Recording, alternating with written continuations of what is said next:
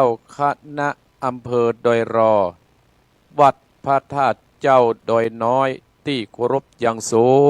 งขอแสดงความนับถือมายังหลวงพ่อท่านพระครูอภิวัฒนวิกรมหลวงพ่อรองเจ้าคณะอำเภอดอยรอวัดปากตางเจริญที่นับถือขอความสุขความเจริญจงบันดามาถึงบรรดาพ่ออุ้ยแม่อุ้ยพ่อออกแม่ออกพี่น้องคณะศรัทธาท่านผู้ฟังตั้งหลายเสียงกองเสียงกองเสียงมองต่ำเข้าเสียงตุดเจ้าเต้ทำมาแล้วมาตอนเจ้านี่ศรัทธาญาติโยมอัตมาภาพตื่นตีสามฟังรายการของท่านสัมมเนรอารักษ์ปัญโยชน์นานวัดสันเหมืองอำเภอเวียงหนองร่องจบไปศรัทธาญาติโยม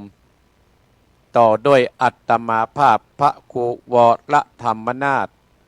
เจ้าอาวาสวัดหนองเหียงตำบลสันติสุขอำเภอดอยรอจังหวัดเชียงใหม่ที่ได้รับภาระหน้าที่จากท่านพระครูอภิวัฒนวิกรมท่านผอ.ขึ้นสีขาวของเฮานั่นคืออัตมาภาพได้มาพบปะศรัทธาญาติโยมบรรดาป้าอุ้ยแม่อุ้ยป้าออกแม่ออกที่ฟังไกลกันกุฏิกุตังก็ขอขอบคุณบรรดาศรัทธาญาติโยมเจ้าของขึ้นเจ้าของสถานีวิทยุตามที่สามเณรเอารักษ์ได้ประกาศไปก็ขออนุโมทนาสาธุโดยวันนี้ศรัทธาญาติโยม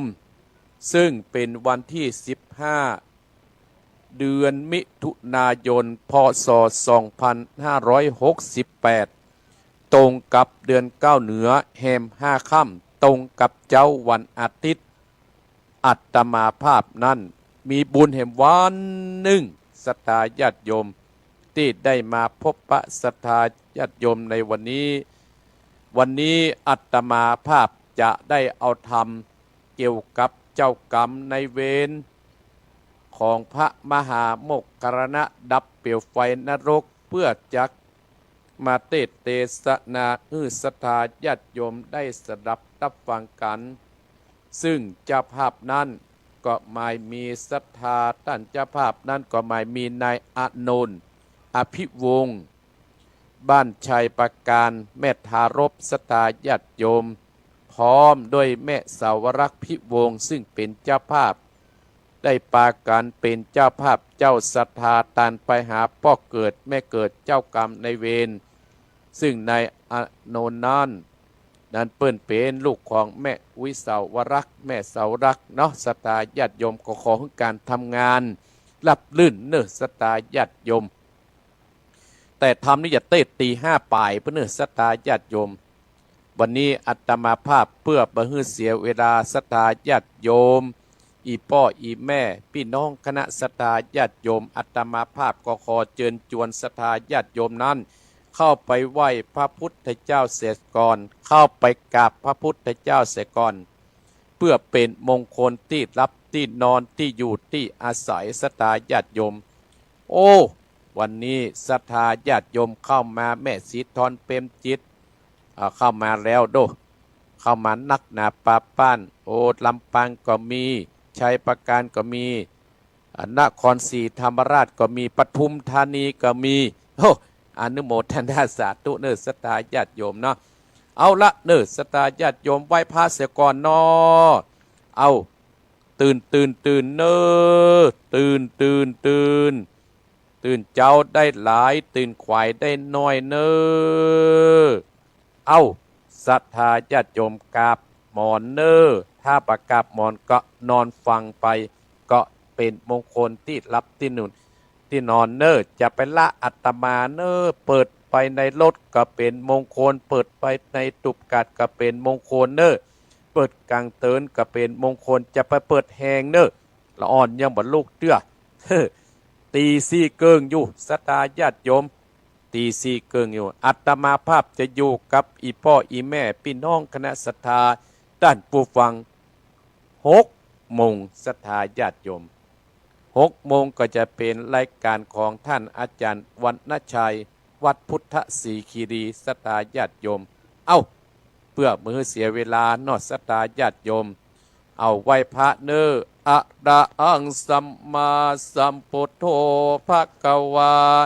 พุทธังพระกวันตังอภิวาเทมิ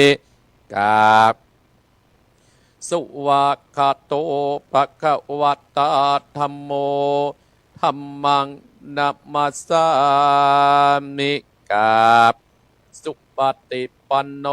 ภะคะวะโตสาวกสังโฆสังฆังนะมามิกาบนะโมตัสสะภะคะวะโต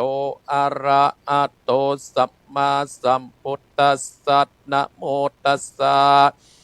ภะคะวะโตอะระหะโตสัมมาสัมพุทธัสสะนะโมตัสสะภะคะวะโต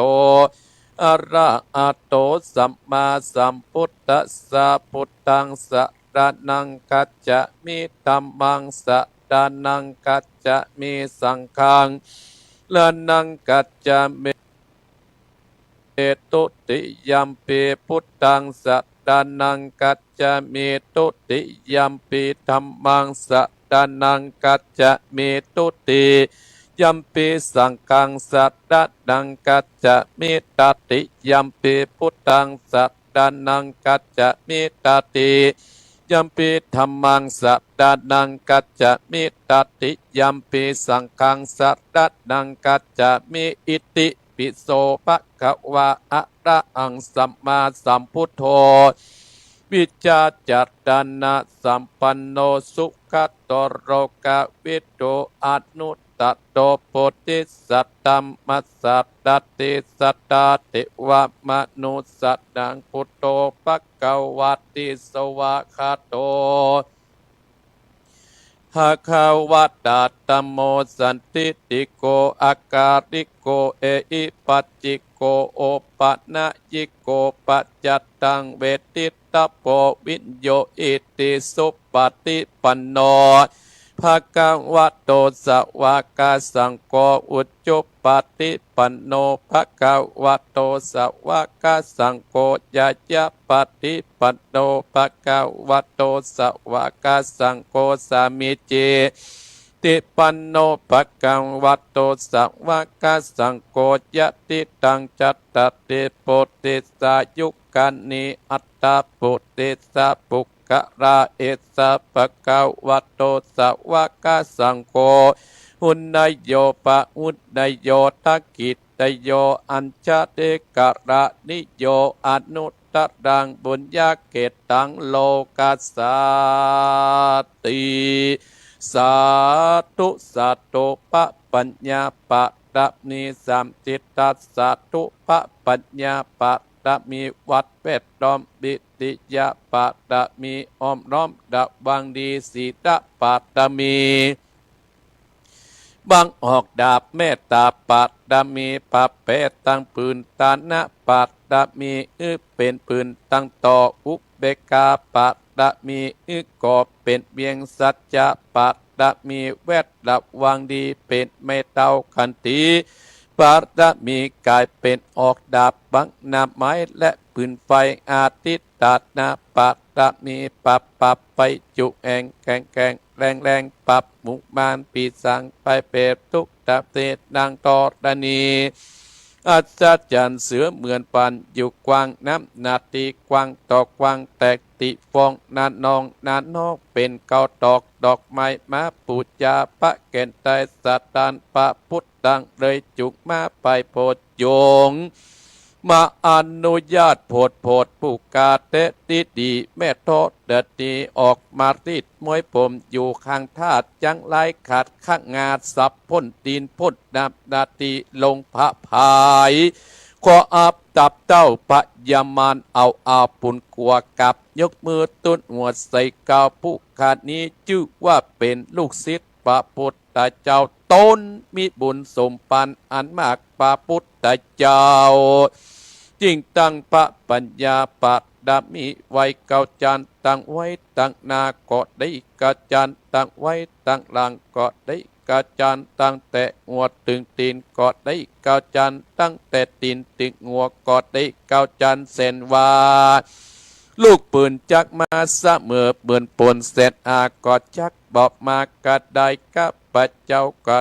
ได้ไว้ว่าพุทธกุณังธรรมกุณังสังฆกุณัง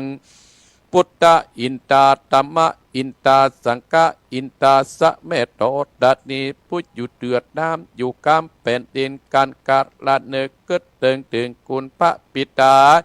คุณพระบรรดาคุณครูบาอาจารย์คุณพระเจ้าเจ้าตั้งสามพระการคือคุณพระพุทธังคุณพระธรรมังคุณพระสังฆังคุณแดดคุณฝนคุณน้ำคุณลมคุณกุราชเจ้าก็ดีคุณพระเจ้าตนเผาวนาก็ดีคุณนางอุตตราก็ดีคุณพระปัจเจเจ้าก็ดีคุณแม่นางตอดัดนี้เจ้าก็ดีจุงมารักษากำนาจและกำลังยังตนตัวเองข้าพเจ้าและท่านผู้ฟังจุคนและเจ้าของสถานีวิทยุกู้สถานีในวันนี้ยามนี้แต่ดีแดดเตอพุทโธพุทธังรักษาธัมโมธัมมังรักษาสังโฆสังฆังรักษาพุทโธพุทธังอะระหังธัมโมธัมมังอะระหังสังโฆสังฆังอะระหังพุทโธพุทธังกันนาธัมโมธัมมังกันนาสังโฆสังฆังกันนาพุทโธโปกธัมมังมิตรสังฆังมิตรอายุวันโนสุขังปะลังสา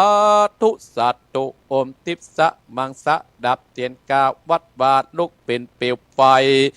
สลีกันใจกูเตียนนี้ปรับเมืองปีมะจุดดาวบะหูเก้นจินปาปรับจิตมา101ปัสสากุกอบปรับใจไตตื่นฟ้าเดือดหน้าแผ่นดินเก้าลินกูก็เป็นน้ำเก้ากลางกูก็เป็นเม็ดน้ำใหญ่ก็จากออกไปท่วมหัวปีตายไปลินกูก็เป็นดับเจนกาปรับใจฟ้ากูเที่ยงปะกัวสังอมสหปโตมังสวะอายอมเป็ดจะรำแผ่นดินดำไว้ว่าวาดสายตาพิกาดกับนีระคนดีตูไว้ตีนี่อย่าเอาตัวหมูตันตั้งผีมันและผีเขนผียักษ์ผีเย็นอย่าได้มากายผียักษ์ไล่จุงนิวปานนะตั้งกลุ่มปันยักษ์ไล่อันต้องเตียวไพ่ฮึดหนีไปสวะหายสาธุสาธุดูกะลาอันว่าภัยญะอันว่าภัยตั้งหลายประการต่างๆนานาเปิ้นต้นว่าไฟไม่ก็ดีไฟอันเจ็บใครใดเป็นพยาธิก็ดีอุปัตตวะกังวลอันตรายตั้งหลายมากคือคนและสัตว์ได้เจ็บได้ป่วยได้เสียเขาเสียของจากภัยตั้งหลายบัดนี้ตนตัวแห่งข้าพเจ้าอันเป็นลูกศิษย์พระพุทธเจ้าจักถอนไปแล้วตั้งแต่นี้เป็นต้นไปก็ฮือเจ้าตั้งหลายไม่มีท่านผู้ฟังและเจ้าของสถานีกู้สถานีผู้เป็นเจ้าหอเจ้าเมืองเจ้าบ้านเจ้าเมืองพร้อมด้วยญาติกาพี่น้องลูกหลานเลนเต็นเต้าจุคนอยู่สุขสบายจุ่มเนื้อและเย็นใจอย่าได้มีภัยอันตรายใดๆอย่าได้มักกายตั้งแต่นี้เป็นต้นไปขอฮือท่านผู้ฟังและเจ้าของสถานีกู้สถานีผู้เป็นเจ้าหอเจ้าเงินและญาติกาพี่น้องลูกหลานเหลนเต็นเต้าและท่านผู้ฟังจุคนคือมีอายุมั่นควรยืนนะคือมีโชคมีลาบมั่งมีตุ่นเต่ากันจูผู้จุคนเที่ยงแต่ดีสัพพิติโยวิวัสสันตุสัพพะโลโกวินาศสันตุมาเตภวัตวันตะดายโยสุขีทิกายุโกภวะอภิวาตนาสีติสะนิจังวุตตาปจายโนจัตตะโตตัมมาวัฏันติอายุวันโนสุขังภ พระลางเอาละศรัทธาญาติโยมบรรดาพ่ออุ้ยแม่อุ้ยพ่อออกแม่ออกพี่น้องท่านผู้ฟังทั้งหลายที่ลุกมาเจ้าเมื่อจี้เนาะบัดนี้อาตมาภาพได้นำอีพ่ออีแม่ได้สวดพุทธคุณสวดธรรมคุณปะตมี30 ทัศของครูบาเจ้าศรีวิจัยจบไปแล้วเพื่อปัดเคราะห์ปัดภัยไล่เสนียดจังไรไล่โรคภัยไข้เจ็บที่จะเข้ามาในขอบหัวขอบหาวเฮาที่จะเข้ามาในชีวิตเฮาไล่ให้มันไปไกลๆให้ไปอยู่ในป่าหิมพานต์ที่คนเฮาไปประถึงปุ้นแล้วก็ต่อไปก็ขอเชิญชวนศรัทธาพ่ออุ้ยแม่อุ้ยท่านผู้ฟังของอาตมาภาพนั้นตั้งใจแผ่เมตตาให้ตัวเก่าคือแผ่เมตตาให้ตัวเองให้มีความสุขตั้งอกตั้งใจณบัดนี้อังสุขิโตโอเมขอไอ้ข้าพเจ้ามีความสุขอหังนิตตุโกโหเมขอไอ้ข้าพเจ้าปราศจากความทุกข์อังอเวโรโอเมขอไอ้ข้าพเจ้าปราศจากเวรภัยหังอัปปยาปโชโอเมขอไอ้ข้าพเจ้าปราศจากอุปสรรคอันตรายทั้งปวงหังอนิโกโอเมขอไอ้ข้าพเจ้าปราศจากความทุกข์กายและทุกข์ใจสุขีอัตตนังปฏิหะลามิขอไอ้ข้าพเจ้ามีความสุขกายและสุขใจรักษาตนให้รอดพ้นจากทุกข์ภัยทั้งหมดทั้งสิ้นเถิดสัพเพสัตตาอันว่าสัตว์ทั้งหลายที่เป็นเพื่อนทุกข์เกิดแก่เจ็บตายด้วยการตั้งหมดทั้งสิ้นอเวราอุนตุจงเป็นสุขเถิดอย่าได้บิเวรแก่กันและกันเลยอัพพยาปัจจาอุนตุจงเป็นสุขเถิดอย่าได้พยาบาทและเบียดเบียนซึ่งกันและกันเลยนิกาหุนตุจงเป็นสุขเถิดอย่าได้มีความทุกข์กายและทุกข์ใจเลยสุขีอัตตนังปฏิหะดันตุจงมีความสุขกายและสุขใจรักษาตนให้รอดพ้นจากทุกข์ภัยทั้งหมดทั้งสิ้นเถิดท่านทั้งหลายที่ต้องทุกข์ขอให้พ้นจากทุกข์ท่านทั้งหลายที่ได้ถึงสุขแล้วขอให้ได้สุขยิ่งขึ้นไปด้วยกันทุกขั้นทุกคนด้วยเถิดเอาละศรัทธาญาติโยมอาตมาภาพได้นำศรัทธาญาติโยมสวดเรียบร้อยแผ่เมตตาเรียบร้อยอวยพรให้ตัวการเรียบร้อยบัดนี้อาตมาภาพก็จะได้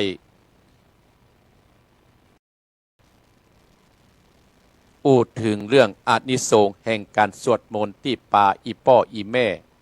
ศรัทธาท่านผู้ฟังของอาตมาภาพฟังตั้งแต่อำเภอฝางอำเภอแม่อายอำเภอชัยประการอำเภอแม่ริมอำเภอสันทรายอำเภอดอยสะเก็ดอำเภอเมืองจังหวัดเชียงใหม่อำเภอเมืองจังหวัดลำพูนโอ้โพสถึงดอยเต่าแม่สายเขาโพสถึงปุ้นกรุงเทพปทุมธานีศรัทธาญาติโยมโพสถึงจังหวัดน่านก็โดยมีคุณธนากรพรอัมพูนแม่เสรียวบ้านปะขามแม่สีทิพย์เนี่ยที่อยู่ฝั่งจังหวัดน่านตลอดถึงสันทรายก็ฟังกันนักฟังกันได้แม่อัมพรแหมตลอดถึงโยมสมพรรัตนังเจมยโอ้ฟังนักอาตมาภาพพันโอ้ดีใจ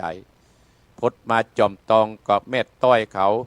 พดมาโดยรอก็แม่แสงเดือนเขาโพดมาตังเวียงดองร่องก็แม่สิเพนเขา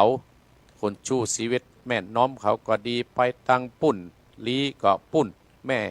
หลงวิหลงเขาหลายที่หลายตังสตาญาติโยมไปตังเสมอกับแม่วิอินเขามาตังแม่วางก็โอ้นักแม่แดงก็ดีแม่ตีมเขาก็ดีที่ปืนมาแม่สุทัศน์เขาก็ดีมาตังห้วยนักพจน์โดยล่อเฮาก็หูจักอัตภาพดีนะอันนี้ส่งแห่งการสวดมนต์ คือการอัดสิทธิ์แห่งพลังพระพุทธคุณธรรมคุณพระสังฆคุณเข้าสู่จิตใจเพื่อหล่อเลี้ยงเพื่อเสริมจิตใจให้เฮามีฤทธิ์คำว่าฤทธิ์เนี่ยศรัทธาญาติโยมในที่นี้แปลว่าความสำเร็จใจที่มีฤทธิ์ย่อมมีพลังและเป็นเครื่องมือวิเศษในอันที่จะช่วยให้คนเฮานั้นประสบความสำเร็จในกิจการน้อยใหญ่ดังนั้นคนที่สามารถเสกจิตใจให้มีฤทธิ์ได้นั้นย่อมเป็นผู้ที่มีอำนาจวาสนาคิดทำอันยังก็พบแต่ความสำเร็จอยู่เสมอการสวดมนต์ไหว้พระเป็นวิธีที่ปฏิบัติเบื้องต้นอย่างหนึ่งในการทำใจให้มีฤทธิ์หากตั้งใจทำอย่างสม่ำเสมอแล้วศรัทธาญาติโยมและทำถูกวิธีก็จะประจักษ์เห็นผลกับตัวท่านเองนอกจากเสกด้วยพลังแห่งพุทธคุณแล้วพุทธคุณพุทธมนต์แล้วคนที่จะเจริญก้าวหน้าได้นั้นต้องเสกตัวเก่าเพื่ออยู่ในคุณธรรมเช่นเป็นคนมีศีลเช่นเป็นคนมีเมตตาต่อสรรพสัตว์ทั้งหลายบ่คิดว่าจะไปเบียดเบียนบ่คิดว่าจะไปทำลายไผซึ่งกันและกันให้บุคคลนั้นเป็นผู้ที่ไหว้พระสวดมนต์เสมอย่อมทำให้เป็นผู้ที่มีองค์อาจกล้าหาญสง่าผ่าเผยคนที่คิดอาฆาตมัดร้ายกับไก่เป็นมิตรศรัทธาญาติโยมปราศจากอันตรายทั้งปวงคือลูกคือหลานนั่นอยู่ดีมีสุขศรัทธาญาติโยมบรรดาอีพ่ออีแม่พี่น้องคณะสัตยาท่านผู้ฟังทั้งหลายก็อนุโมทนากับโยมพิกูลโยมแม่จันเพนคำโพธาที่มาวันงานตะวันนั้น10จัตตาพร้อมประเพณีเนอะแม่จันเพนเนอะปีนี้กฐินวันที่1นะแม่เนอะ แม่ก็ได้เป็นเจ้าภาพร่วมเป็นทุกปีเพราะแม่จันเพนเนี่ยเหมือนกับแม่คนหนึ่งศรัทธาญาติโยมรู้จักเมื่ออาตมาภาพอยู่วัดนี่ตะก่อนละศรัทธาญาติโยมเนาะสมัยก่อนนะโอ้เปิ้นก็ตุกเมื่อการศรัทธาญาติโยมแม่จันเพนคำโพธาแต่แม่จันเพนเปิ้นมีความเพียรพยายามแม้นว่าจะตุกอกตุกใจแม้นว่าจะตุกกายแม่จันเพนบ่เคยท้อถอยท่านเปิ้นนะเปิ้นจะไปทำบุญเฮกุตี้กุตังกระตั้งสัจจะอธิษฐานคือกับครอบครัวจนเจริญรุ่งเรืองพ้นทุกข์ถึงวันนี้ศรัทธาญาติโยมเนี่ยบุญที่หมู่เฮาท่านทั้งหลายได้ทำไว้หลายผู้หลายคนศรัทธาญาติโยมอย่างวันนี้อาตมาภาพจักได้เอากรรมบักเก่าครูบาอาจารย์ปริศนาธรรมมาเล่าให้ศรัทธาญาติโยมได้สดับรับฟังเป็นการขอบคุณนะศรัทธาญาติโยมเป็นการขอบคุณที่ศรัทธาญาติโยมที่มางานวันที่10ที่ผ่านมาอีพ่ออีแม่โอ้หนักแต่หนักว่าศรัทธาญาติโยมถ้ามันมีลงทานกันนักแก่เนอะเลวพอตั้งหลังอัตมาภาพ10จัตตานะโอ้ยิ้มเนียมแนมแจ่มใสคนเก่าคนเฒ่าคนแก่ผู้สูงวัยทั้งหลายเป็นท่านผู้ฟังของอัตมาภาพแต่เนี่ยศรัทธาญาติโยมอันนี้หมู่ที่เปิ้นฟังแต่โอ้เฮาก็มากินข้าวกินน้ำเอามา10จัตตาซึ่งกันและกันเฮาเพื่อเนี่ยศรัทธาญาติโยมมันเป็นมงคลกับตัวเฮานะศรัทธาญาติโยมเป็นมงคลกับตัวเฮาวันนี้อาตมาภาพจะได้เสนอคำว่าหับบัดนักตักบัดเต็มเค็มบัดจืดมืดสนิทหับบัดนักตักบัดเต็มเค็มบัดจืดมืดสนิทศรัทธาญาติโยมเอาหับบัดนักเนี่ยมันคืออย่างใดศรัทธาญาติโยมทั้งหลาย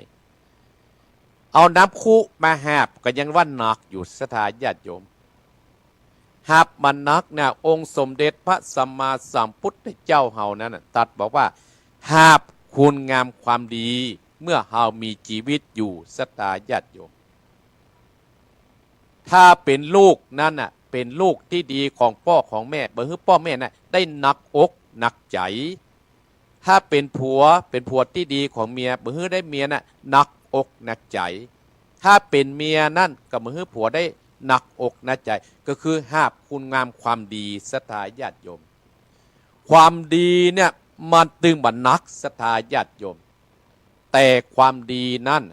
อีพ่ออีแม่ถ้าเราจะสร้างนี่มันก็มันเน็ดมันเหนื่อยเนิดสตาญาติโยมอย่างบรรดาสตาอีพ่ออีแม่ต้านผู้ฟังทั้งหลายที่มาวันนั้นก็คืออีพ่ออีแม่นั่นน่ะได้หับคุณงามความดีเป็นแบบอย่างให้กับต้านให้กับลูกกับหลานสตาญาติโยมอย่างบุคคลทั้งหลายที่มากินมาทานที่งานประเพณีสืบชะตาวันนั้นอย่างโยมกนดพิชัยนาห้วยงูนายแม่บุญปันญาติธรรมคณะสมพรรัตนังและเจมวยแม่แก้ดน้อยสันทรายปอดสนันแม่แจมจันญาติธรรมบ้านส้มปล่อยบคุณหวานแม่สุทัศน์ดีบุญบ้านตุงปีแม่ตีมแสนเปงและคณะอำเภอแม่วางเนี่ยและญาติธรรมบ้านปันโตนแม่วางห้วยน้ำขาบ้านใหม่หนองหอยคณะสตาสันกลางสันบัดตองเนี่ยนำโดยพ่อต่อแม่โดมเนี่ยสุขสงวนคณะโดยปุยพี่น้องโดยปุยกับแม่นะสตาญาติโยมเป็นคนโมงเป็นคนโดยปุยนำโดยแม่กะลุงโดมแม่มาโดยสเก็ตนั่นนี่ก็นำโดยคุณธนกรคุณคนุภาพรอัมพูนแม่แสงทิพย์และเจียงไฮ้นะกระนมโดยแม่น้อยลูกหลานโดยหล่อแม่แสงเดือนสีนวลหลับปูนโดยคณะสตาวัดเหล่ายาวใจคณะสตาวัดพระเจ้าตนหลวงเนี่ยแม่ดงรักแม่เปงแม่คูดแดงแม่พาหมื่นใจแม่แดงยะยองโยมรัตดาวงเติงเนี่ยสตาญาติโยมจอมตองเขานี่แม่ต้อยเขาเนี่ยห้วยละนี่ก็มีแห่งคนหนึ่งอาจจะมาพัดจำชื่อไปได้บ้านลุงวัดจอมตองกับแม่บัวพัดและญาติมิตรสตาญาติโยมหลังจากเพิ่นเลิกแล้วยังมีคุณแม่อยู่สตาญาติโยมอันนี้เพราะว่าหาบบันนักคือหาบคุณงามความดีเป็นแบบอย่างเนติให้กับลูกกับหลานสตาญาติโยมอีพ่ออีแม่ถ้าสร้างคุณงามความดีเนี่ยสตาญาติโยมไว้กับบ้านกับเมืองเอาไว้กับวัดกับวาอย่างสตาญาติโยมก็หันคุณงามความดีที่เขาได้ทำไว้นี่แหละสตาญาติโยมบรรดาอีพ่ออีแม่ว่าหาบบันนักคือหาบความดีตักบัดเต็มสตาญาติโยมตักบัดเต็มก็คือตัวเฮานี่แหละสตาญาติโยมว่าตุกว่าพระว่าอัตมาเป็นต้นตักมันดึงบัดเต็มสตาญาติโยมบัดเจ้าว่าตักน้ำใส่น้ำคุหัวนะ แปลว่าคือตักบัดเต็มคือชีวิตคนเฮาเนี่ยมีแล้วก็อยากได้อันนั้นเห็นก็คือความโกรธความโลภความหลงของคนเฮาเนี่ยสตาญาติโยมความโกรธความโลภความหลงของเฮาเนี่ยสร้างความเดือดร้อนให้กับคนทั้งหลายเหมือนกันนะอีพ่ออีแม่เพราะอยู่ในตัวเฮาเพราะฉะนั้นหมู่เฮาต้านทั้งหลายก็อยู่ที่ตัวเฮาจะเดือดร้อนหรือบ่เดือดร้อนก็อยู่ที่ตัวเฮาอย่างบรรดาอีพ่ออีแม่ต้านผู้ฟังทั้งหลายที่จะหันทีวีก็ดีหันตั้งได้โทรศัพท์ก็ดีหันนักข่าวตั้งหน้าหนังสือพิมพ์ก็ดีโทรทัศน์ก็ดีจะหานสตาญาติโยมแต่อาตมาภาพมั่นใจเพราะภาคภูมิใจเป็นอย่างยิ่งที่บรรดาผู้ฟังก่อนนะบ่เคยท้อบ่เคยการสร้างคุณงามคนดีเป็นการที่ลดตัวเก่าเหมือนทำมหาวิบากที่ท่านสัมมาเนนเอารักเตตะกี้มหาเศรษฐีสตาญาติโยมตะกี้สตาญาติโยมมันเหมือนกับว่าตักบัดเต็มเนี่ยคนเฮาขนาดว่าเปิ้นเอาอ้ายเปิ้นเอาฮื้อแล้วลุงเปิ้นเอาฮื้อแล้วก็ยังจะไปฆ่าหลานเปิ้นแถมวิบากกรรมคนนั้นก็โตยตามมาเหมือนทำแต่กี้สตาญาติโยมอัตนาฟังนั่งฟังสามเณรรักเตตะกี้นะเนี่ยสตาญาติโยมหาบนักตักปะเต็มเข้มบะจืดสตาญาติโยมเข้มบะจืดเนี่ยคือความฮักทุกคนเฮานั่นเกิดมีความฮักกันคู่คนเฮานั่นอย่างน้อยเฮาเกิดมาแล้วเฮาก็ต้องฮักพ่อฮักแม่ผัวฮักเมียฮักผัวศรัทธาญาติโยมฮักวัดฮักวาตุเจ้าฮักศาสนาฮักคำสอนของพระพุทธเจ้าบัดทำลายเนี่ยศรัทธาญาติโยมเข้มบะจืดคือความฮักที่ไม่เกิดขึ้นกับในตัวเฮาเนี่ยศรัทธาญาติโยมพ่อแม่ก็เป็นห่วงลูกห่วงหลานครูบาอาจารย์ก็จะเป็นห่วงลูกห่วงหลานที่มันเดือดร้อนตึงวันเนี่ยสตาญาติโยมคือคนเฮานั่นฮักจำลองก็เดียวอาตมาภาพจะมีนิทานเรื่องเล่าให้ศรัทธาฟังว่า โกนต่อโกนสถาญาติโยมท้ายรายการนี่นะแต่วันนี้อาจจะได้เปิดสายน้อยอาตมาภาพกับสุมาอาภัยเนื้อสถาญาติโยมเนาะอาจจะเปิดสายน้อยกับสถาก็จะว่าเฮ้เนอเพราะว่าโอ้สถาจะได้ประกาศงานบุญแห่มนักอยู่รอตีห้าไปก่อนวันนี้จะเทศธรรมชื่อว่าวิบากกรรมของมหาโมกขณะดับเปลวไฟนรกเทศให้กับนายอานนท์พิวงศ์เพิ่งเป็นเจ้าภาพอยู่ปุ้นชัยประการสตาญาติโยมพ่วมกับแม่เสาลักพิวงศ์แล้วเปิดกันล้อฟังหันประเป็นธรรมวันนี้ทำมันยาวเนอะทำมันยาวสักประมาณ3 แผ่นสตาญาติโยมอู้ไปถึงที่ไหนสถาญาติอู้ถือว่าเค็มประจืดต่อไปมืดสนิทอีป้ออีแม่มืดสนิทก็คือโอ้เปิ้นจวนไปเนอะวันนี้นะงานที่ท่านมีเนอะวันนี้อย่างวันนี้เปิ้นมีงานสตาญาติโยมท่านพระครูเปิ้นจะไปท่านพระครูอภิวัฒนวิโกมเปิ้นจะไปงานวังศิลาฤกษ์วัดดับภัยนะวันนี้อาตมาภาพก็จะไปงานวังศิลาฤกษ์วัดดับภัยได้ความเมตตาจากคณะสถาวัดหนองเหียงและคณะสถาวัดส้มปล่อยสถาญาติโยมด้วยกันนำของพ่อสนานแม่แจ่มจันทร์สี่ล้อมจะไปร่วมกับอาตมาภาพแต่วันนั้นพวกกับมาอยู่วันค่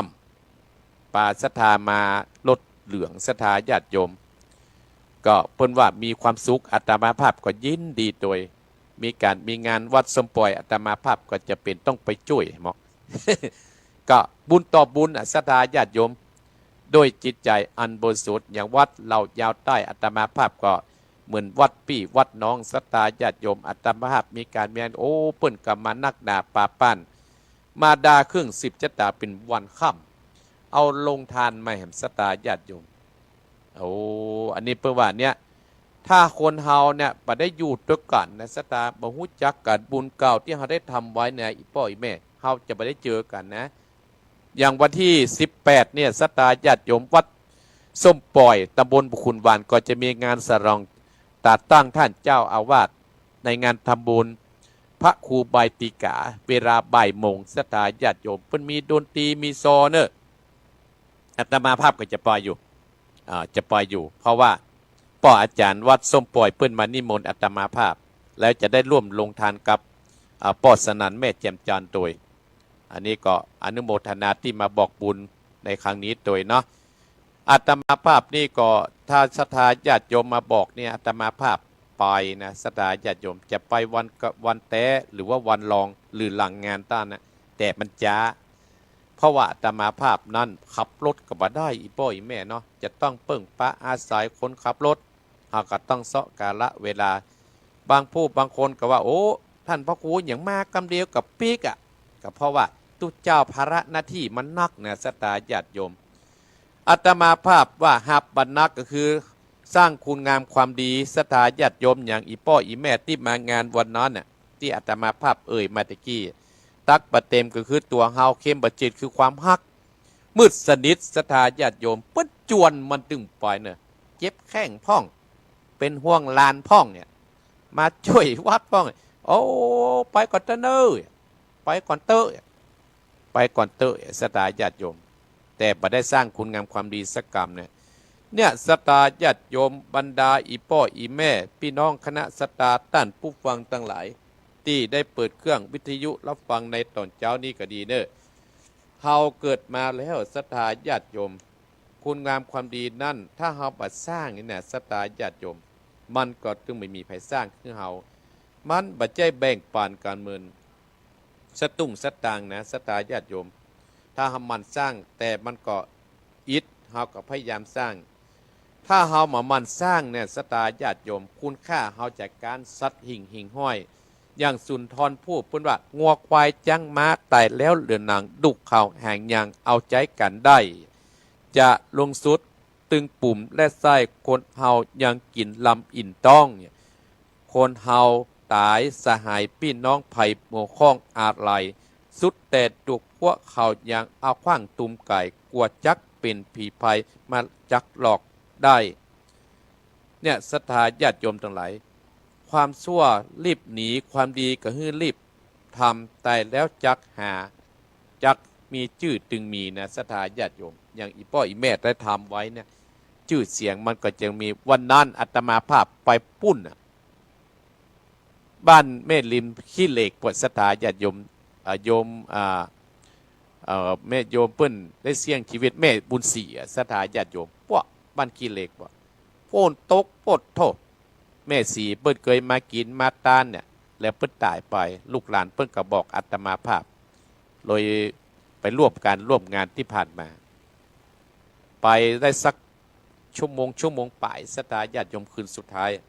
มาถึงวัดปดเที่ยงศรัทธาญาติโยมเนาะแล้วคืนก่อนแล้วก็ไปศพอาวปุ่นศรัทธาญาติโยมคืนนี้ก็จะไปบ้านปักตังสามัคคีป้อครูอ่านให้เหมาะศรัทธาญาติโยมเพราะเราต้องไปศรัทธาญาติโยมเพราะว่าเปิ้นเคยมาร่วมกันเนี่ยเราก็ต้องไปโดยเฉพาะอาตมามันตัวคนเดียวจะต้องหารถแต่วันนี้ประมาณทุ่มครึ่งก็จะออกจากวัดศรัทธาวันนี้เช่นเดียวกันเนอศรัทธาอีพ่ออีแม่ศรัทธาท่านผู้ฟังทั้งหลาย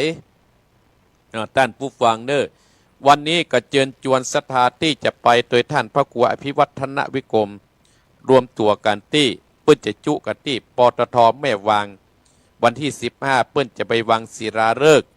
เจดีย์วัดดับภัยตัวเมืองเชียงใหม่ภัยไปแล้วดับทุกข์ดับโศกดับโลภดับภัยศรัทธาญาติโยมก็เตื้อหากับไปตังนอกวันนี้เฮาไปตังในเมืองศรัทธาญาติโยมส่วนพี่น้องคณะศรัทธาที่จะติดตามโดยอาตมาภาพไปบ้านส้มปล่อยเนอะรถก็จะไปรับที่บ้านพ่อสนานแม่สีล้อมพระสนานแม่จำจันสีล้อมหั่นก็จะให้คนขับรถไปแล้วก็รถตู้ที่วัดนี้ก็อยู่ที่นี่แล้วก็จะไปรวมตัวที่ปั๊มน้ำมันแวกว่างศรัทธาญาติโยมเนาะวันนี้วันที่15ส่วนวันที่18นั่นก็งานประเพณีวัดพระธาตุดอยลอและงานทำบุญตาตั้งฐานานุกรมพระบาติกาท่านเจ้าอาวาสวัดส้มปล่อยเนอะพี่น้องคณะศรัทธาวัดส้มปล่อยตำบลปุขุนหวานก็ช่วยเติมแท่งครูบาอาจารย์เฮาศรัทธาญาติโยมเฮาจะได้ยศเฮาจะนี่นะโอ้ปัจจัยง่ายๆเนอะพี่น้องส้มปล่อยนะเอาที่ฟังรายการอาตมาภาพสุนพรผู้เปิ้นถึงว่าวัดจะดีมีหลักฐานเพราะบ้านจ้วยบ้านจะสวยเพราะมีวัดดัดนิสัยบ้านกับวัดผัดกันช่วยจริงอวยชัยถ้าขาดการเกาะบันไลทั้งสองทางเนี่ยศรัทธาญาติโยมอีพ่ออีแม่เนี่ยพี่น้องคณะศรัทธาบ้านส้มปล่อยบ้านขุนโค้งก็ดีเพื่อจะมีงานทำบุญสรองตาตั้งฐานานุกรมพระบาติกาท่านเจ้าอาวาสวัดส้มปล่อยเจนจวนเนออาตมาภาพก็จะไปร่วมบุญร่วมกุศลโดยเสาเอ็ดศรัทธาญาติโยมหลอดเตียนที่วัดแม่ห้องขายวัดตุลุงแดงเนอเสาเอ็ดนะหลอดเตียนวัดแม่ห้องขายวัดตุลุงแดงเนอเจนจวนศรัทธาญาติโยมเนอเจนจวนศรัทธาญาติโยมหลังจากนั้นเพื่อนจะไปตานที่ไหนฮักก็ว่าแห่งกรรมแต่อาตมาภาพเตรียมรถไปแล้วรถตู้2 คันรถตู้ได้ยินข่าวว่าจะไปเมืองกาญนะแต่เราจะฟังรายละเอียดแห่งกรรมเนอะพี่น้องที่จะติดตามตัวอาตมาภาพไปวันนี้ได้2 การละท่านอาจารย์บรรยงเนอะ อาตมาจะไปวันที่ใดอาตมาจะหมู่นะจะตรงอาตมาว่างบ่ว่างหมู่เนอะแต่จะเป็นต้องปล่อยศรัทธาญาติโยมไปตัวหมู่หลายหรอแต่เฮาก็นึกข่าวว่าสันทรายก็อย่าไปตัวอาตมาภาพนะขั้นนี้นะข่าวที่ข่าวมานะศรัทธาญาติโยมเนาะเอาละศรัทธาญาติโยมอาตมาภาพก็ได้อู้ได้จ๋ากับศรัทธาญาติโยมแล้วเนอะตี 5แล้วเนอะตี 5แล้วนะตี 5แล้วศรัทธาญาติโยมตี 5แล้วก่อนที่จะเทศน้ำเทศธรรมนี่ก็อนุโมทนากับศรัทธาที่เปิ้นมาแต่เจ้ามาแต่วันนั้นศรัทธาญาติโยมอาตมาภาพขอบคุณโยมแม่พินเนอร์แม่เป็นสีทิพย์ได้เขียนกำอวยพรให้อาตมาภาพขอให้ท่านอาจารย์มีความสุขภาพแข็งแรงหรอเพื่อนว่านะประอยู่จังหวัดน่านศรัทธาญาติโยมฟังรายการท่านอยู่ก็แม่สีทิพย์กฐินวันที่1เนี่ยก็มากับโยมธนากรท่านเนอะกฐินวันที่1นะโอ้จะม่วนกันเนอะศรัทธาญาติโยมโอ้คนเปิ้นว่าเนี่ยอย่างอีเนอเนี่ยอีเนออาตมาภาพก็จะเอาตามนั้นศรัทธาแม่โยมแม่ทิพย์สีทิพย์แม่พินสีทิพย์ แม่พินสีทิพย์ แม่เฉลียวเนอะแม่เฉลียวบ้านป่าขามครอบครัวคุณธนกรพรอัมพูนที่ธนกรพรอัมพูนเนอะสตาญาติโยมเนาะและอาตมาภาพขอบคุณคณะของเจ๊โมยที่อรถมาหลายผู้หลายคนได้ปัจจัย1990 บาทสถาญาติโยมอนุโมทนาเนออนุโมทนาสาธุโดยแม่พินสีทิพย์เนี่ยพร้อมด้วยครอบครัวที่ร่วมทำบุญกับอาตมาภาพอนุโมทนากับโยมรัตดาวงเติงเนอพ่อลุงวันป้าเรนูบ้านสันกลางโอ้อนุโมทนากับแม่กัญญากงเรือแม่ตีมเซนเปงบ้านดงพี่น้องที่อำเภอแม่วางในเสงเอียมแสงจันในเสวียนแสงจันอันนี้ผู้พิการเอาลงทันบัดโดยแม่แก้วกำแม่แก้วแสนพรมสถาญาติโยมแม่บุเรวงเติงเนอตรงยาวโอ้นี้พี่น้องจากปุ้นสถาญาติโยมลงวัวบ้านแม่สอยลงวัวแม่สอย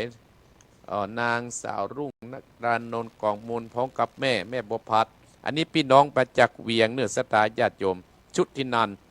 อันนี้นะสุตินันบ้านตักเปลี่ยนเจียงไม้สถาญาติโยมเอาอันนี้พี่น้องจากกาดต้งเซี่ยว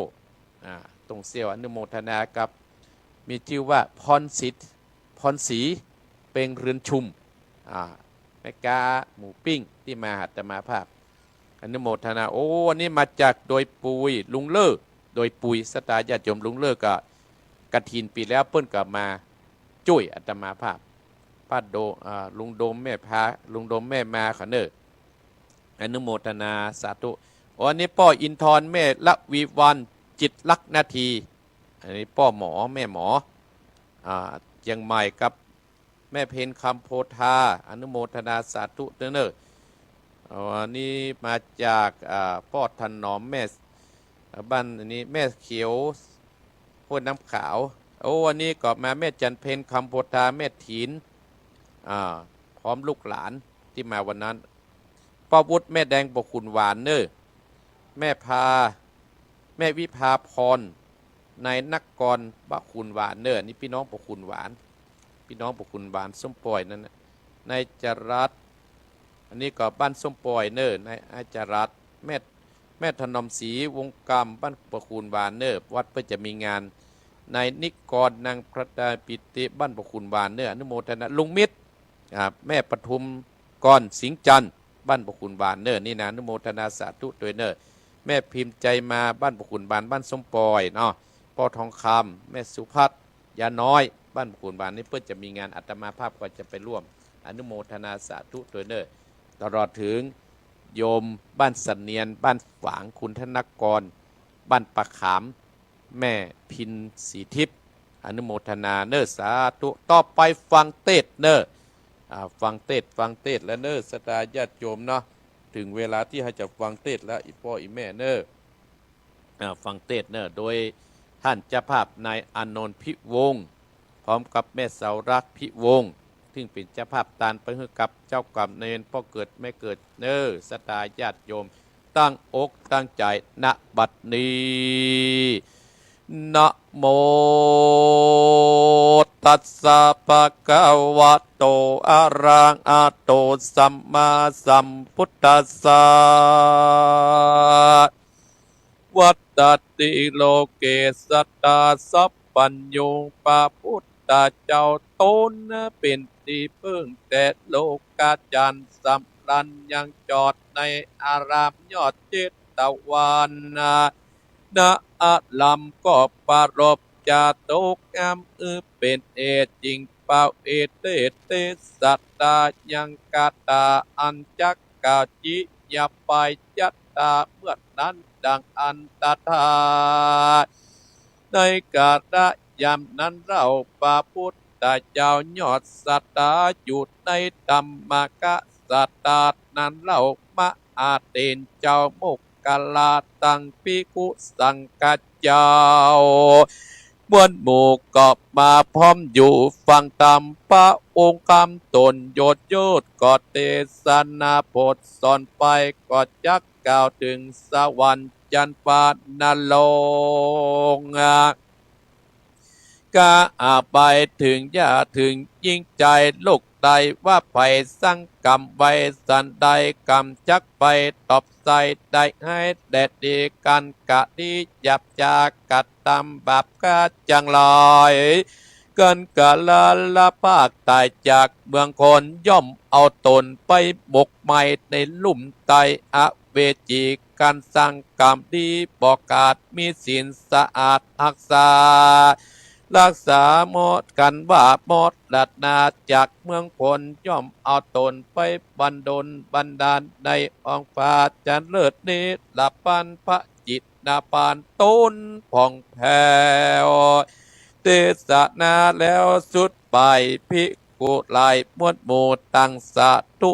ยินดีตินันโตนมีพระมาอาบกกะละเต็นเจ้าก็ถาม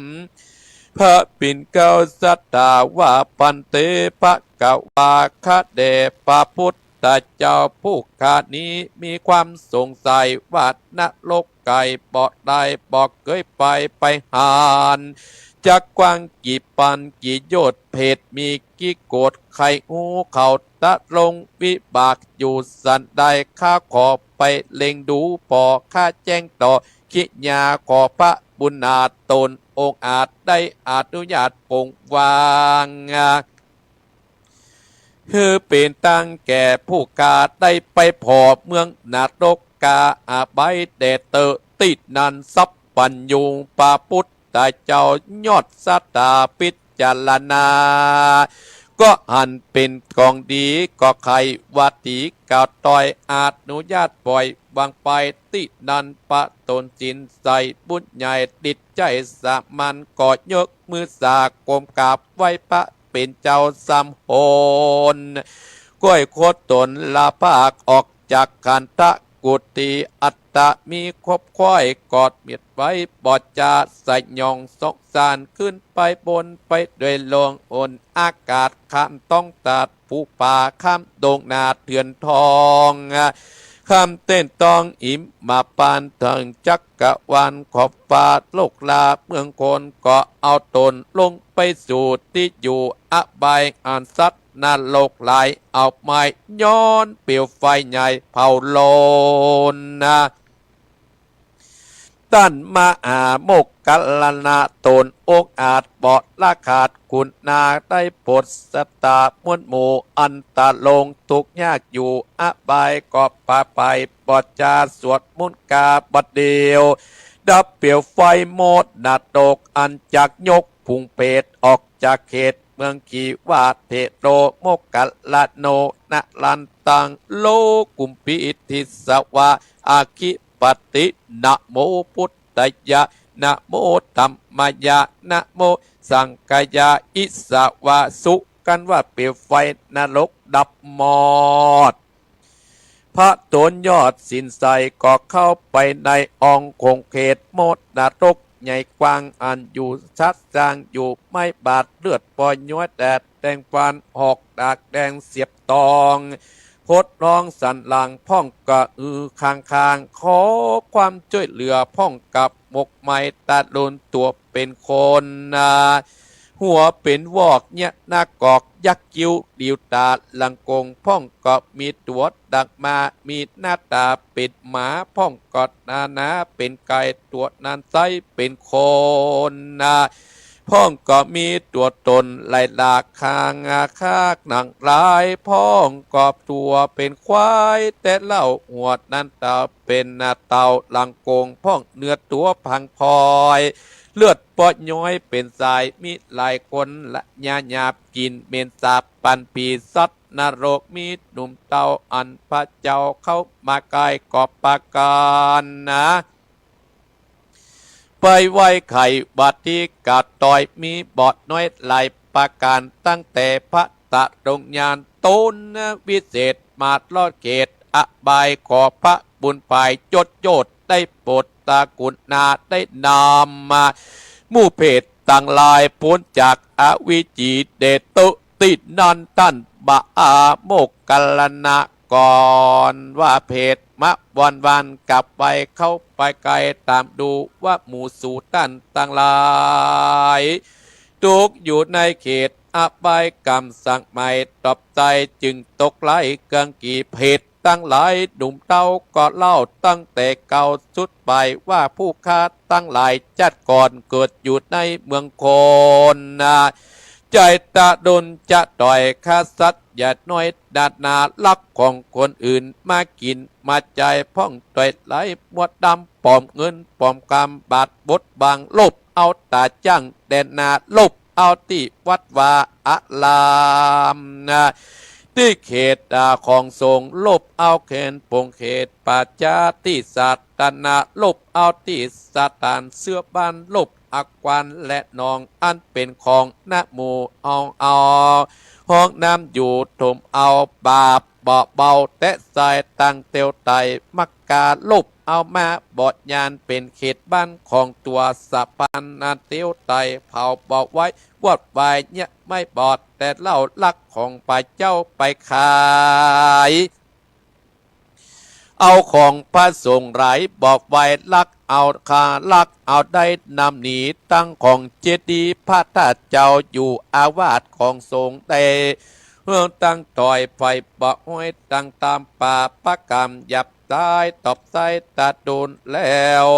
ผู้กาตายหนีมาจากโลกกว้างเบื้องคนบาปกรรมนั่นสร้างกอดมาตกอยู่ในโมดดัดตกไหลบอกเป็นคืนบานขอพระตัดลงตามตนบุญกาช่วยฮือหมู่ตุคาพ้นจากที่ทอดดับมันเดชเตอท่านมาอาโมกกัลนาเต็นเจ้ากันอ่านพวกผีเพศกอบมาขอความเชื่อเดือดและนาตั้นต่างหลาย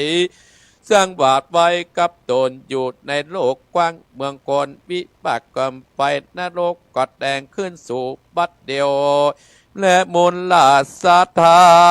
ตานตั้งหลายเฮ้ยท่านผู้ฟังสัตตาจุผู้จุคนนะให้ได้ดาจามได้ฟังจำแต่ตนที่สืบสนถึงปลายนิยายกล่าวกาแจงถึงกรรมวิบากที่ภัยสร้างบาปบ่อ่างนิอายย่อมทิศตัวไปจองกองไปตกของข้างกันตายและนี่จักตะรงวิบากตาดำตามกรรมตนได้สร้างบาอาจวางเป็นหมายบอกว่ายิ่งและใจหนุ่มเตาการเฮา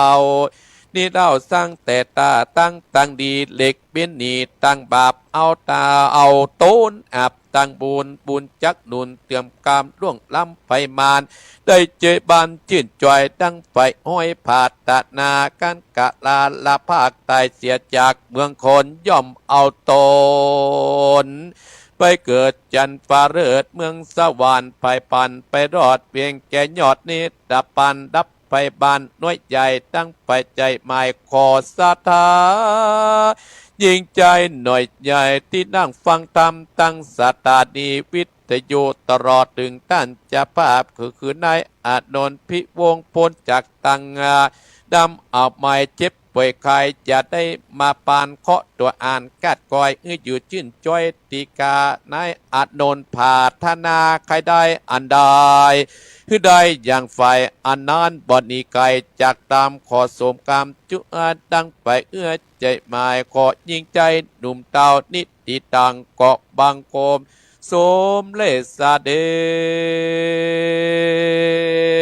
ช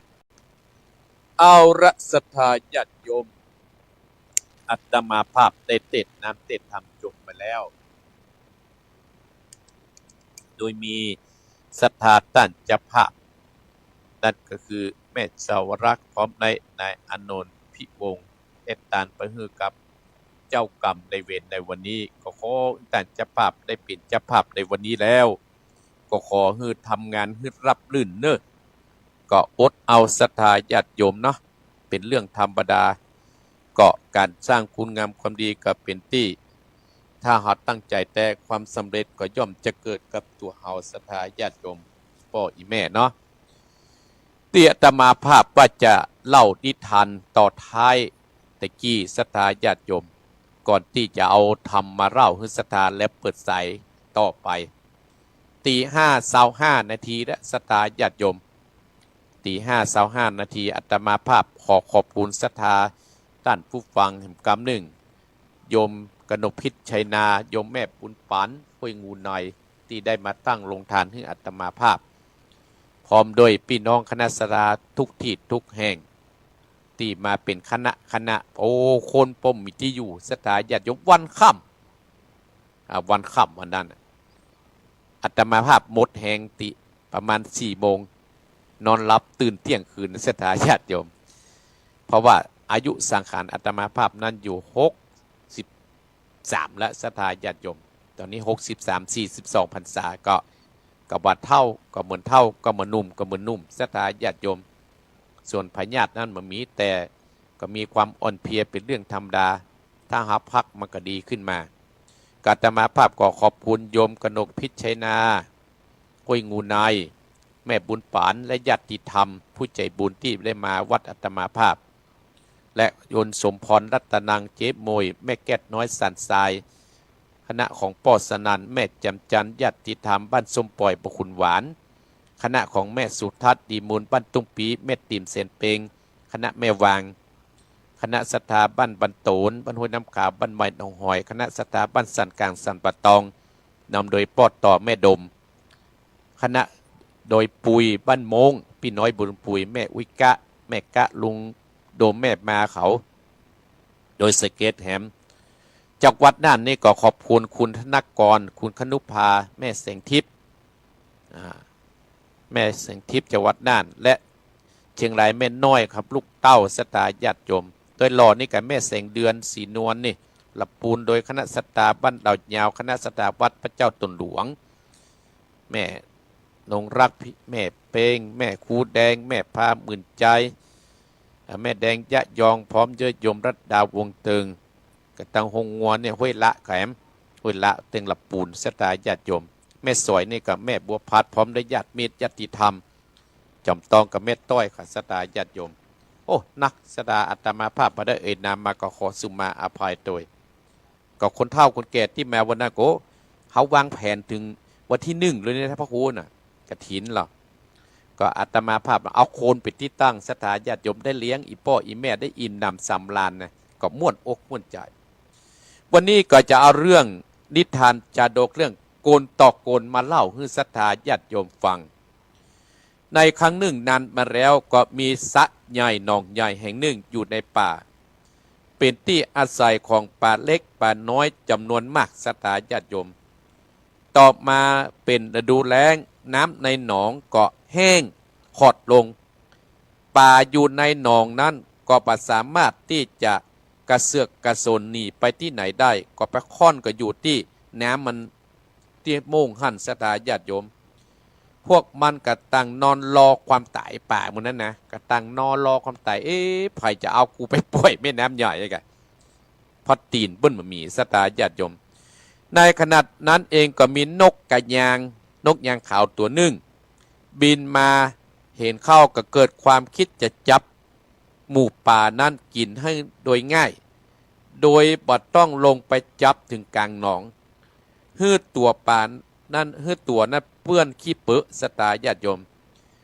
และดีบดีป่าไก่จะมุดหนีลงขี้ดินไปก็จะเนยเปล่านกยางนั้นกึดดังมันนกยางนั้นก็ได้วางแผนแบบเย็บโยนขึ้นในสมองทันทีแต่สถาญาติโยมคนบดีมันนึงวางแผนในใจหรอเปิดจัดงานอย่าวางแผนในใจละจะทำงานประยุงมันเนี่ยเหมือนนกยางนี่แหละถ้าไผ่ประช่วยถ้าไผ่ชอบวางแผนเหมือนนกยางขาวเนี่ยนะและแล้วสถาญาติโยมก็บรอช้ามันก็แต่งฐานลาลงไปจับอยู่ที่ข้างหันนิ่งมองพอบป่าด้วยดวงตาละห้อยแน่พวกป่าเห็นนกกระยางท่าทานพิษปกติดังอันก็เกิดความสงสัยจึงถามว่าท่านนกกระยางท่านมายืนจัดจ้อมจองพอกตู่ข้านี่หยังอยู่ที่นี่ทำไมนกยางก็ว่าโอ้เฮาสงสารเจ้าแต่งอู้เสียงเหมือนให้ห้อยศรัทธาญาติโยมอู้แต่10 หมื่นเสียงให้ห้อยศรัทธาญาติโยมถ้าคนมันมีแผนในใจหรอศรัทธาญาติโยมข้าสงสารพวกถ้าสงสารพวก ท่านจะสงสารพวกเฮาทำไมป่าซักสงสัยละสถาญาติโยมป่าตัวหนึ่งซักสงสัยละท่านจะสงสัยเฮาสงสารพวกเฮาทำไมแน่ก็มีความสงสัยขึ้นนกกระยางกระทำเปลี่ยนบีบน้ำตาสถาญาติโยมเหมือนข้อคนที่มันคิดจะทำร้ายคนอื่นนะสถาญาติโยม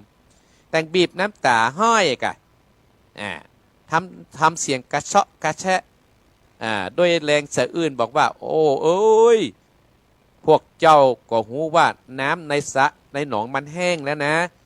แห้งไปทุกทีแล้วนะอีกปัจจุบันพวกเจ้าก็จะตายกันหมดเฮาเกิดความสงสัยเฮาจะบุญนะใจจะขาดแล้วนะอยากช่วยเหลือท่านนะแล้วท่านจะช่วยเฮาอย่างใดป่ากระถามนกกระยางก็บอกแต่งทับเป็นห้อยสถาญาติโยมแต่งสะอื้นอยู่พักหนึ่งแล้วก็อู้ขึ้นไปว่าที่กลางป่าพวกมีสระย่อยอยู่แห่งหนึ่งมีหนองใหญ่แห่งหนึ่งน้ำงาม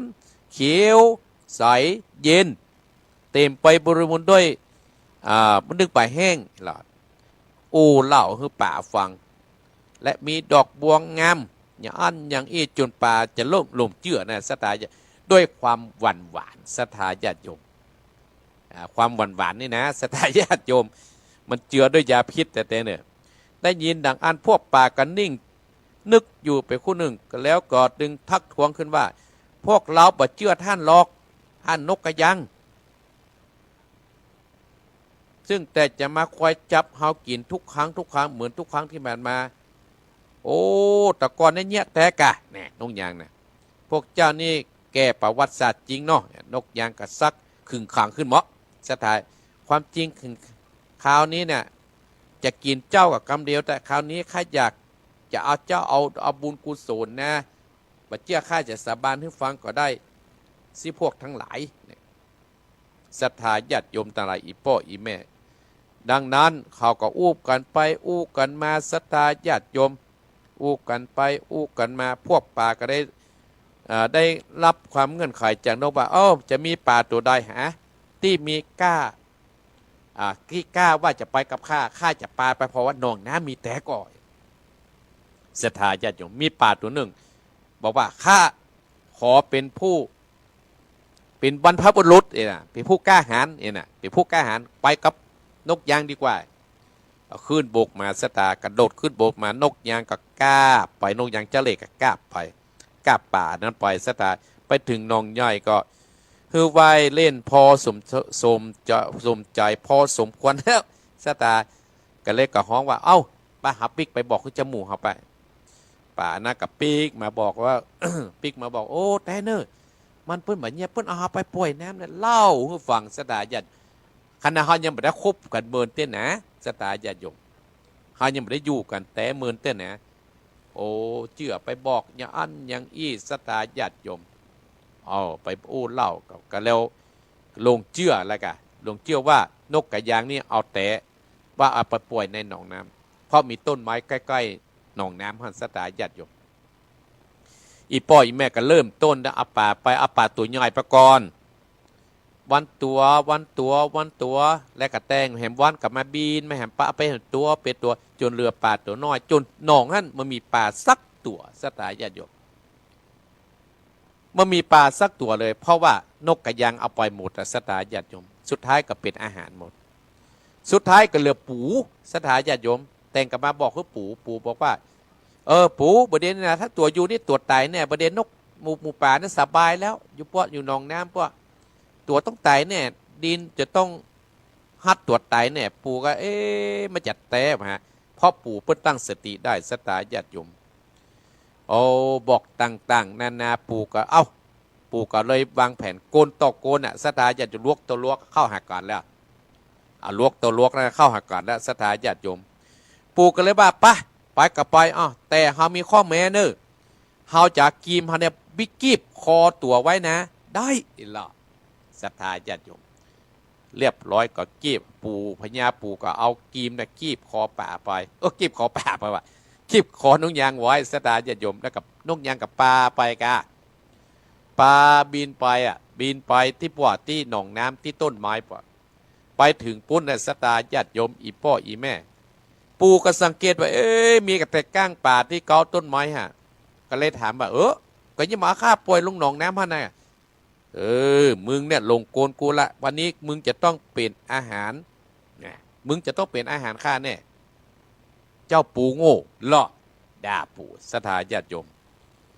ปู่ก็เลยบอกว่ายุดเสียเถิดเจ้านกโง่ปู่ตวาดเอาบ้างเองจะกินข้าได้จะได้เฉพาะกินเฉพาะได้ป่าแต่เองกินข้าบ่ได้หรอกนี่กินข้าบ่ได้หรอกปู่ก็เอากีมนะกีบคอนกสถานนกกระยางก็ห้องขอความช่วยเหลือกวดตายสถาญาติโยมอันนี้ตกทุกข์ได้ยากละขอชีวิตไว้สถาญาติโยมปู่ก็บอกว่าถ้าบ่เอาข้าไปลงน้ำนะข้าจะกีบคอขาดเนื้อเองก็กีบแห้งหน่อยสถานกก็กลัวกับสถาเพราะว่าถึงเวลาที่จะตายแล้วสถาญาติอันนี้โกนต่อโกนสถาญาติโยมนกกระยางก็เลยเอาปู่ลงไปที่สระน้ำสถาญาติโยมปลาไปที่หนองน้ำครับแต่ปู่ก็ใจโกนต่อโกนบับยอมปล่อยนกกระยางดึงนกกระยางลงในแม่น้ำตัวลงหนักน้ำตัวกีบคอนกกระยางหรือคอขาดตายไปที่หั่นสถาญาติโยมอันนี้แหละสถาญาติโยมโกนต่อโกนสถาญาติโยมเนื้อฟ้ายังมีฟ้าเนื้อกระดาษยังมีสลับเป่าเนี่ยพูดถึงว่าเนาะสถาญาติโยมเนี่ยสถาญาติโยมเพราะฉะนั้นจะมาถือว่าคนนั้นโง่คนนี้นี้กว่าเฮาจะแยะหยังมีเรื่องมีราวเฮาต้องใจสติปัญญาเนื้อสถาญาติโยมนิทานเรื่องนี้สอนว่าผู้ที่ตั้งต่อหน้าผู้ที่ตั้งต่อหน้าหลอกลวงคนอื่นกินบัดจ้ามานานก็จะถูกหลอกลวงเข้าบ้านจุนได้ดูดเดียวเหมือนที่อาตมาภาพเล่าเนี่ยใครจะหลอกลวงสักวันมันก็จะต้องโดนกรรมนี้ไปถึงตัวแน่นอนใครทำกรรมดีก็ได้รับผลดีใครทำกรรมบดีก็ได้รับผลบดีเหมือนกับนกกระยางกับปูกับป่าที่อาตมาภาพอ้างอิงมาเนี่ยสตาญาติโยมสลับน้ำธรรมคำสอนที่ว่ากรรมวิบากโดยท่านเจ้าภาพที่เตศปฏิกี้สตาญาติโยมที่เตศไปกี้คือแม่เสารักนาอานนท์เนี่ยสตาญาติโยมธรรมเพื่อก็สอนมีในครั้งหนึ่งก็มีพระพุทธเจ้าเนี่ยมีท่านมหาเถรนะเข้าไปไหว้พระพุทธเจ้าฟังพระพุทธเจ้าตรัสเทศนาสอนธรรมเพื่อกับคนทั้งหลายสอนธรรมเพื่อกับสาวกท่านมหาเถรโมคคัลลานะก็ได้ฟังจนจบแล้วก็ถามว่าพุทธเจ้าประเดี๋ยวเนี่ยเมืองนรกเนี่ยมันกว้างมันไกลมันใกล้เฮากับผมข้าตัวข้าเนี่ยตัวข้าพระเจ้าบ่เคยไปสักเตื้อก็ขอท่านพระพุทธเจ้าได้จงอนุญาตให้แก่ตัวข้าได้ก่อนพุทธเจ้าก็ได้ตัดสินใจอนุญาตให้ท่านมหาเถรเนี่ยสถาญาติโยมให้ท่านมหาเถรเนี่ยโมคคัลลานะเนี่ยไปพอตามใจที่คิดไว้เพื่อจะได้ไปโปรดให้คนทั้งหลายศรัทธาหมู่เฮาตั้นทั้งหลายท่านมหาเถรโมคคัลลานะเนี่ยก็เหาะเดินอากาศโบนปุ่นไปพดถึงเมืองนรกก็เข้าไปบ่ได้ก็เพราะไฟนรกเนี่ยมันร้อนสถาญาติโยมเปลวไฟลุกจะโลท่านมหาเถรนั่นน่ะโมคคัลลานะก็เลยใจคาถาว่าเถโลโมคคัลลาโนนะละกันตังโลหะกุมพีทิสวาอัตถิปตินะโมพุทธยะนะโมธรรมยะนะโมสังฆยะอิสาวาสุสถาญาติโยมหาโมคคัลลาดับเปลวไฟนรกปรากฏไฟนรกนั้นดับลงสถาญาติโยมแล้วก็ติวเข้าไปพอหารพวกหมูผีเพชรตั้งหลายบางคนก็ตัวเป็นคนหัวเป็นควายหัวเป็นงัวก็มีไก่ก็มีสัปปันพ่องก็โดนอามิดแตงตะหลังพดถึงต้องพ่องตั้งแตงตั้งต้องพดตั้งกะหลังค้างโอ๊ค้างโอ้ยขอความช่วยเหลือ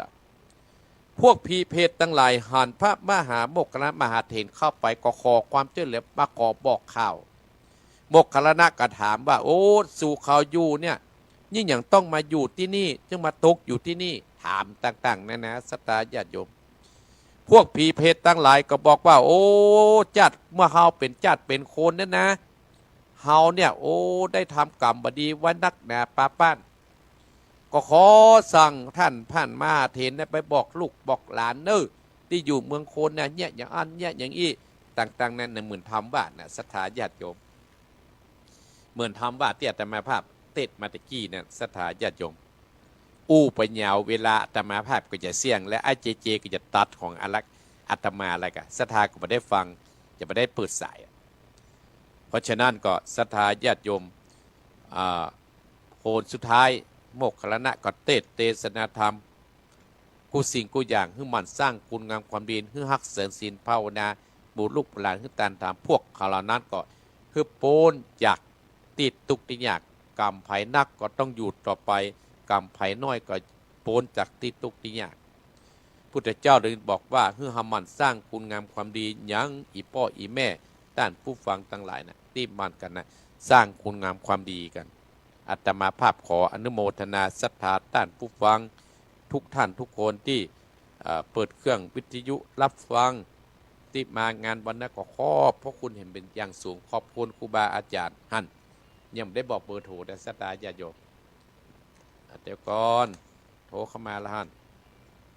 เดี๋ยวก่อนสหปากกาก่อนศรัทธาญาติโยมเนาะปิดที่ไหนโทรก็โทรเจริญปอนไอ้ขาเจ้าทายแม่ยังจากเรียงมาเป้าเจ้าแม่นิดขอบคุณแม่นิดเน้อน้องพี่เปิ้นโอนมาแล้วเน้อเจ้าองน้องอนุโมทนาสาธุเจริญมาเจ้าอนุโมทนาสาธุนะแม่เน้อเป็นกำลังใจมาเจ้าขอบคุณนักสาธุเจริญปอนเจริญสายต่อไปเจริญปอนเจริญปอนฟังวิทยุเพเนอร์นมัสการครับน้องกบพิการทางสายตาครับผมแม่ลิมครับไอ้กบแม่ลิมครับผม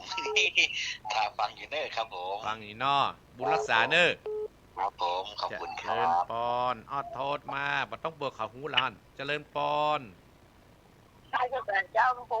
แม่พรสันกำแพงเจ้าถ้าโทรยังเดียวเนาะอย่าเยอะออกปะยินดีเนอวางตายอย่างนี้ยินดีจะสายต่อไปเจริญปอนทายพระสัจจาธรรมโคแม่วิอินนะคะแม่วิอินได้ฟังได้ยินก่อน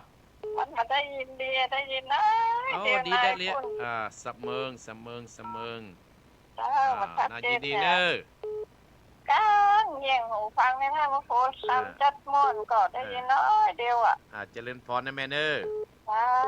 สายต่อไปเจริญพรแม่ยังชีวิตเด้อแม่เพนท่าช้างอนุโมทนาเนอกำลังใจเด้อท่าช้างอนุโมทนาสาธุจ้าไว้จ้าเจริญพรต่อไปเจริญพรแม่สาเจ้าท่านพระครูแม่สีทรเจ้าฟังอยู่เจ้าชัดเจนดีเนอะสีทรแม่คลองเนาะเจ้าเจริญพรสายต่อไปเจริญพรเจ้าอาจารย์พระครูเจ้าแม่ลายเนอแม่ลายเวียงปะเป้าเนาะฟังอยู่เนอยินดีนะแม่เนออยู่นี้ชุบเนอเหมือนกันเนอเจ้า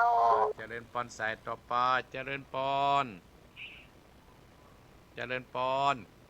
เจ้าสาธุเจ้าแม่ยังแม่น้อมตาจาง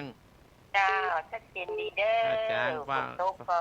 ตกแม่ก็ได้จะเตรียมตัวไปเวียงหมดเนี่ยยินดีนะแม่เนอสาธุเด้อสายต่อไปเจริญพรบ่ต้องเบิกขันหูละหันเจริญพรครับไว้สาครับท่านพ่อบุญธรรมขอบคุณเนอพ่อบุญธรรมปงน้องเรียบร้อยไปครับวันที่ 1ปุ้นต้องมา1ปู้น่ะพฤศจิกาวันนะ1พฤศจิกาอย่างครับกระถินก็มันยังบ่เข้าสาแต่กระถินเพื่อจะจัดน้ำล้อกระถินนะเนอะเอาคนว่าออกภาษาแล้วเนาะภาษาต้องพ่อบุญธรรมต้องมาแบบแม่นี่เนอะบอกเขาปีดเนอะครับเจริญปอนสายต่อไปปงน้องเจริญปอนไหวจ้าพระครูเจ้าแม่ฟังอยู่แม่เรือนเจ้าแม่เรือนลำปางเจ้าชัดเจนดีเนอะชัดเจนดีเนาะยินดีเนอะเจ้าสายต่อไปกำลังใจเนอะเจริญปอนสายต่อไปเจริญปอน082 08857225หันว่าบัดมาเบยใจเบยนะ เวลาเหลือน้อยเดียวนะไอ้เจมาแล้วนะอนุโมทนาโยมชัยยาจักรุ่งเรืองอนุโมทนาสาธุเนอโยมสมพรรัตนังแม่ปาเมือดอันขอบคุณเนอโยมสมพรมาอีกแล้วเจริญพร ไม่ใช่เจ้าท่านพระครู แม่ยังแม่หลง เจ้า แม่หลงฟังแล้วเนาะลี่ ฟังก็มีเจ้า ได้ยินนะเนาะ เจ้า บุญรักษา ม่วนดี น้ำมนต์ดีเนาะเจริญพร ฟังเข้าใจดี เข้าใจดีเนาะ เข้าใจ เจริญพรเจริญพร ปอยสาเจ้าแม่บัวลอยบ้านตะก้อตำบลตะก้ออำเภอแม่สวยเจ้า แม่บัวรอยแม่รอยสุกออ่า ชัดเจนดีเนี่ยเจ้าให้กำลังใจเจ้า แน่นอนกับแม่บัวรอยตั้งแต่เป็นโยมเก่าแล้วเหรอตั้งแต่อาตมาภาพมันมีชื่อมีเสียงแล้วเหรอ เจ้า บุญรักษาเนอะ เจ้าง วดหน้ามาเนอะแม่เนอะงวดหน้ามาเนอะ อนุโมทนาบุญเจ้าอีแม่ไปบ่ได้อีแม่เอาบุญไปเอาเนอะ ยินดีใจปอบมา เจ้า ยิน สา ดี ธุ จ้าเจริญพรเจริญพรเจริญพร ไปสาเจ้าแม่พังอยู่เนอะ แม่ยัง อันแม่พังอยู่จังหวัดน่านเจ้า แม่สมพิษแม่สมพิษก็ไอ้แม่เหรอ แม่สมฤทธิ์เจ้า แม่สมฤทธิ์ท่านจะมากับมาโทรหาลุงโยมนี่เนอะคณากรเนี่ยใกล้ๆท่านเนี่ย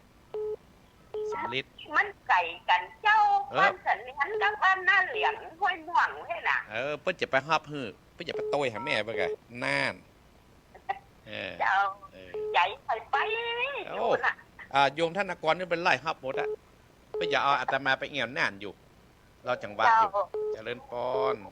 สาธุป้ายเจริญพร สาธุเจ้าแม่ฟังอยู่เนอะ แม่วิทย์แม่ละเนี่ยนะ เจ้าแม่ศรีวิไลกะ แม่ ลาน ศรีวิไลปะรานแม่ศรีวิไล ได้ ปะ ไป โอ้ เจ้าปีนี้ เจ้า เป็นยังมีอยู่ ปีแล้วไม่ได้ไปเจ้า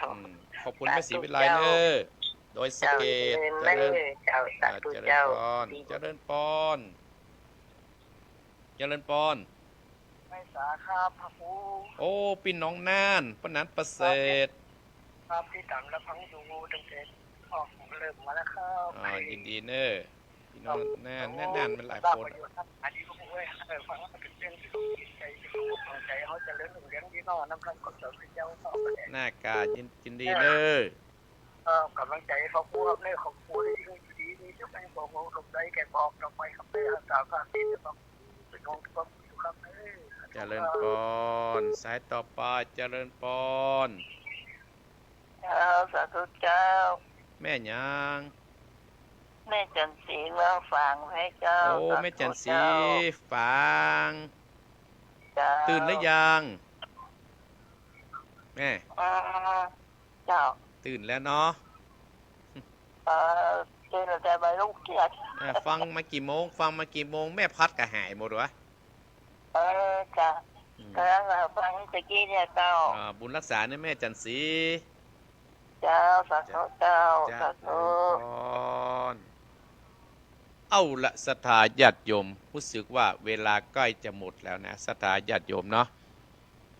เวลาใกล้จะหมดแล้วและอาตมาภาพก็จะได้ล่ำลาศรัทธาญาติโยม6 โมงตามกฎกติกาวันนี้จะไปนำศรัทธาไปวัดตะไคร่ศรัทธาญาติโยม10 โมงครึ่งพร้อมกันที่วัดหนองเหียง11 โมงป่ายก็จะปะกันที่ปตทเขาได้ไป20 กว่าคนศรัทธาญาติโยมทีแรกอาจารย์พันประกวดพิวัตรคือปี40ปุ่นเฮากลัวมีเวลาช่วยเปิ้นเฮาเวลาเหลือน้อยศรัทธาญาติโยมก็เลยรวบรวมตะวานี่ศรัทธาญาติโยมมีรถตู้เนาะอนุโมทนาส่วนไปตานเตียนนั่นไปที่21ที่วัดแม่ฮงคายตู้ลุงแดงส่วนจะไปตานนั่นก็มีรถจองไว้ละศรัทธาญาติโยมที่จะไปนั่นนะก็อาตมาภาพขอบคุณอนุโมทนาศรัทธาญาติโยมบรรดาอีป้ออีแม่ที่เฮาได้ได้จากการที่วันนั้นว่าเขาจะไปห่วมเปิ้นเขาจะไปห่วมไปตานเตียนเขาจะรถไปคณะไปติดตามเปิ้นศรัทธาญาติโยมเนาะด้วยบุญกุศลที่บรรดาศรัทธาญาติโยม บรรดาอีพ่ออีแม่พี่น้องคณะสัตยาท่านผู้ฟังที่รู้จักอาตมาภาพที่เราเคยอยู่ร่วมเคยกินเคยทานด้วยกันอาตมาภาพขอบคุณเนอะในวันนี้ก็อนุโมทนากับยมกบแม่ดีแม่นิดเบียงปับเป้าแม่พรสันกับแปงแม่น้อมตาจางแม่น้อยลำปางในที่ได้โทรมานัสตาญาติโยมที่วันนี้นะอนุโมทนาสาธุโดยและกับแม่พรสังกับแม่เมวิอินสเมืองแม่เพนตาจางแม่สิทรแม่กองแม่ไรเวียงปับเป้าแม่น้อมตาจางพ่อบุญธรรมปงน้องแม่เรือนรำกำปางแม่หลงลีแม่บัวรองสับกอและแม่สำริดจังหวัดน่านแม่ศิวิไลปะดานป้อนนานประเสริฐจังหวัดน่านแม่จันศรีอำเภอฝางที่มาวันนี้นอสตาญาติโยมเนาะอาตมาภาพจะได้นำรายการมรดกธรรมกับเมืองนี้จากบรรดาศรัทธาญาติโยมวันอาทิตย์หน้าถ้ามีลมหายใจก็จะได้มาปะกันเนาะก็ขอบคุณโยมทุกท่านที่มาวันนั้นเนอะบางครั้งอาตมาภาพมาได้แจกของตัวทึ่ถึงก็ขอสุมาอภัยแต่งวดหน้าก็จะแจกแถมเนื้อศรัทธาญาติโยมงวดหน้ามีการเมียนก็ได้ของเล็กน้อยติดบ้านติดมือเฮาก็มากินข้าวกินน้ำขอบคุณท่านผู้ฟังทั้งหลายที่มาวันนั้นเนอะเดี๋ยวแต่มาภาพได้ชื่อก็ดีไม่ได้จี้ก็ดีนะก็ขอสุมาอภัยตัวเนาะได้อู้ตัวพ่องไม่ได้อู้ตัวพ่องก็ขอสุมาอภัยตัวเนาะก็ขอให้บุญรักษาศรัทธาญาติโยมท่านผู้ฟังของอาตมาภาพทุกขั้นทุกคนที่ติดตามตามตัวในวันนี้ก็วันนี้พี่น้องบ้านส้มปล่อยขุนหวานพี่น้องบ้านหนองเหียงเฮานั้นเฮาจะไปงานวางศิลาฤกษ์เจดีย์วัดดับภัยตัวเมืองเชียงใหม่เนอะภัยไปแล้วดับทุกข์ดับโศกดับโรคดับภัยศรัทธาญาติโยมขอให้ศรัทธามีความสุขความเจริญแม่สาวรักษ์นายอานนท์ตั้งอกตั้งใจตรวจน้ำเนออิจิตังปัตติตังตุมอังคิปะเมวัจมิจันตุสัพเพปุเรนตุสังกปาจันโตปันนะดาโสยตามะนิโสติดาโสยถาจยสิทธิทนังราปังโสติปะขยังสุขังปเนจโนจะโพคังบุติจยสวาสตะวัจจชีวสิทธิภวันโตเตสปีติโยวิวัสสันตุสัพพะโรโกยนัสสันตุมาเตวันตะไดโยสุขีติกายุโกภวะอภิวาทนะสีติสะนิจังอุตตรปัจจายโนจัตตะโดตมาวัตตันติอายุวันโนสุขังพระลัง